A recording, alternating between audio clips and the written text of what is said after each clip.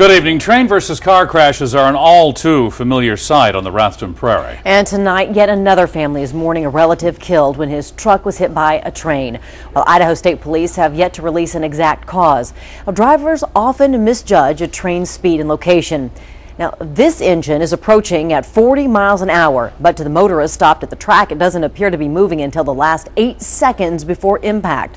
The driver's perception is even more distorted when he is still underway. Now, in this animation, both the train and the car are traveling at 40 miles an hour, making the distances involved harder to judge.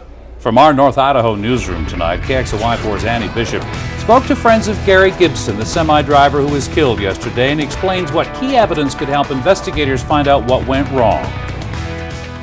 Anywhere from 30 to 50 trains cross the Rathdrum Prairie every day, many of those trains crossing uncontrolled intersections like this.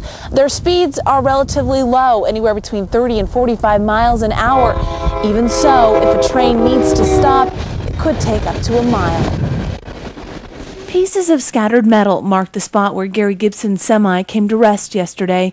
The train carried the truck 100 or so feet from the intersection on Hayden Avenue. Today, Trooper Holly Branch takes a second look. Well, we want to do a thorough investigation. We want to find out how this happened, why it happened, and with everything gone and moved, we can at least get some photographs of the area as well.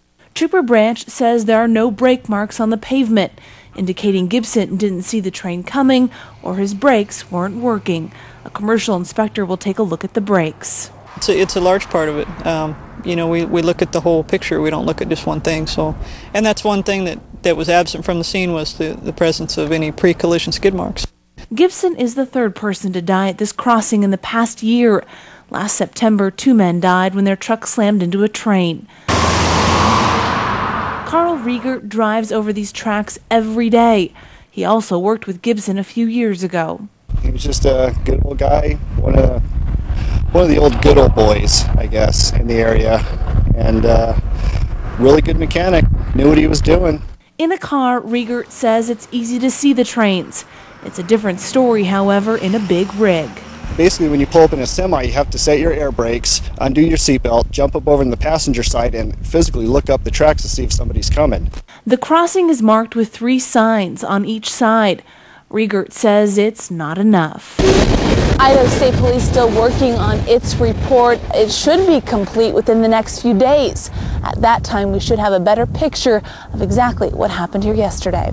Reporting on the Rathdrum Prairie, Annie Bishop, KXLY4.